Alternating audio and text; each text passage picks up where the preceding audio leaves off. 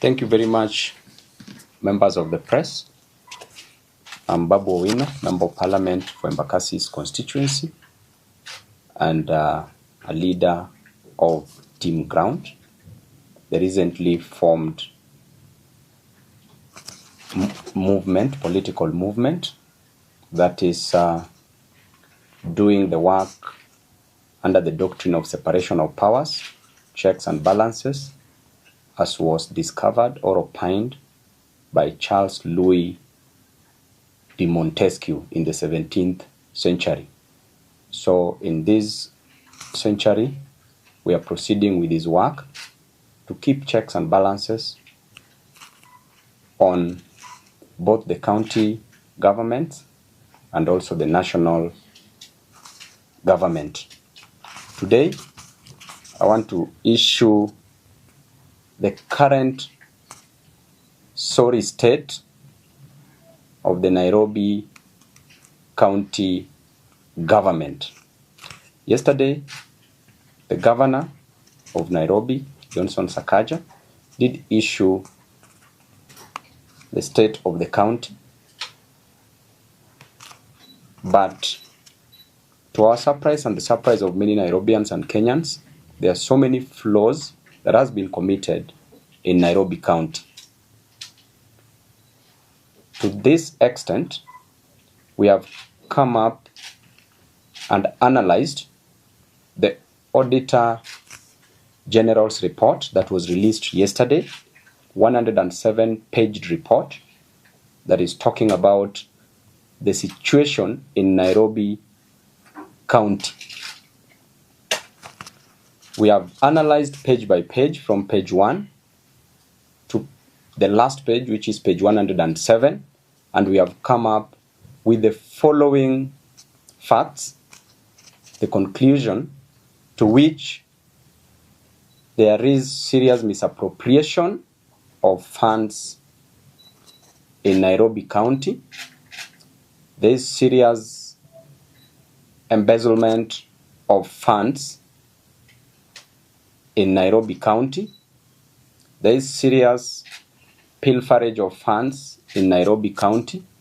There is serious defrauding of the hard-earned money for the Nairobians, and there is serious misrepresentation of facts. To be short, the factoids presented by the current governor of Nairobi County. And therefore, if we want, number one, we want to talk about the type of audit opinions. And number one is the unqualified opinion. If the auditor talks about unqualified opinion, means that things are okay and there is no any problem with the books of the account. If the Auditor General talks about qualified opinion, means that there are audit queries, but adequate information provided in the audited statements.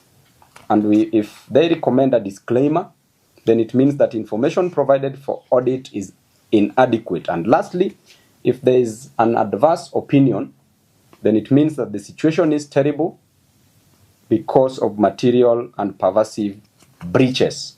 In our situation, there is an adverse opinion from the Office of the Auditor General. And therefore, my analysis consists of 3 parts. Part A is the adverse opinion, and it reads, the Auditor General says that they cannot confirm the accuracy and completeness of the financial statements provided by Sakaja for the financial year 2022-2023. The difference in payment reported by the financial statements and the ledger, which ordinarily should be the same, is 5 billion Kenya shillings, which is lost, and that is found on page 2 of the Auditor General's report. Therefore, the governor of Nairobi cannot explain the 9 billion in pending bills, also in page 2, The controller of budget did approve 17 billion. Out of the 17 billion, the governor only paid 8 billion as pending bills, but 9 billion is lost. In addition to that, the pending bills balance, as indicated, is 98 billion, which the Auditor General says that could be hot air. Assets acquired by the county government are overstated by 320 million Kenya shillings, which is lost as per page 3 of the Auditor General's report.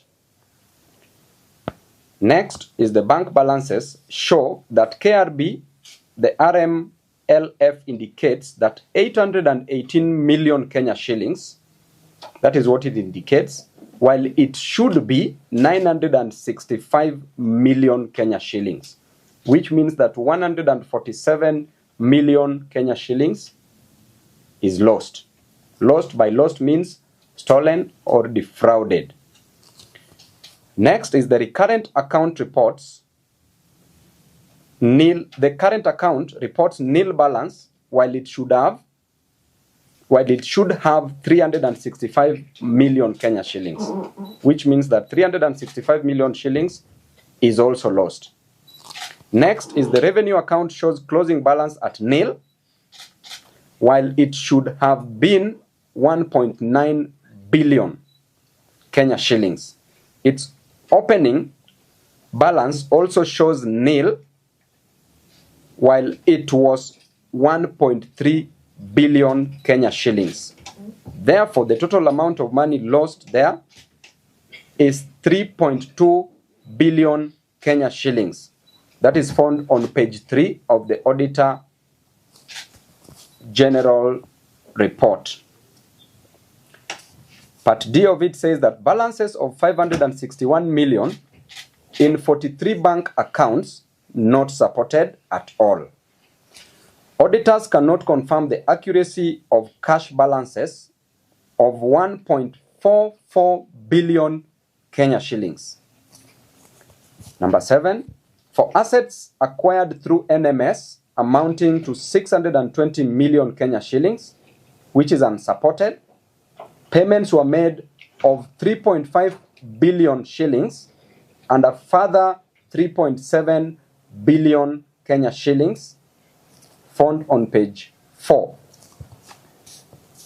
Air was paid. By air, it can mean oxygen, carbon dioxide,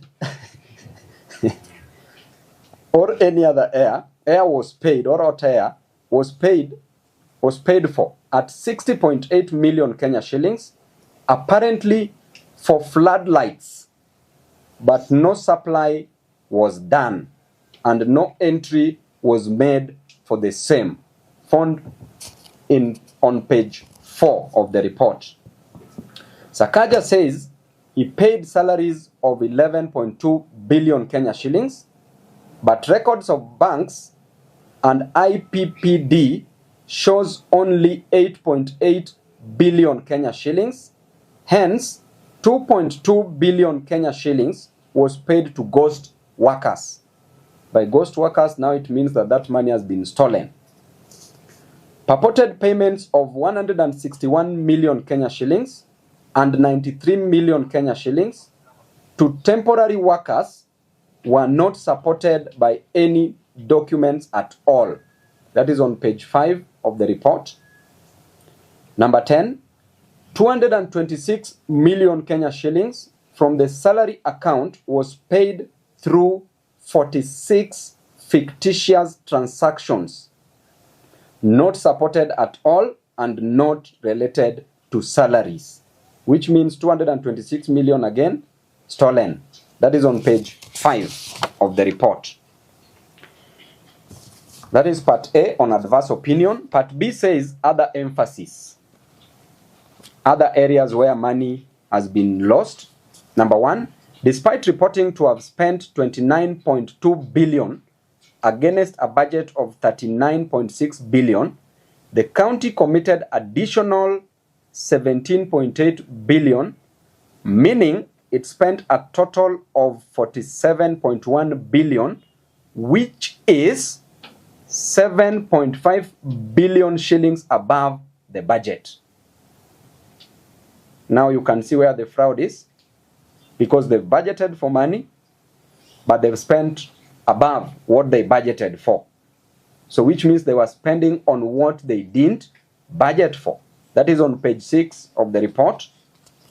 Despite the county having a whooping, that is number 2, despite the county having a whooping 832 cases, this is where now there is serious fraud.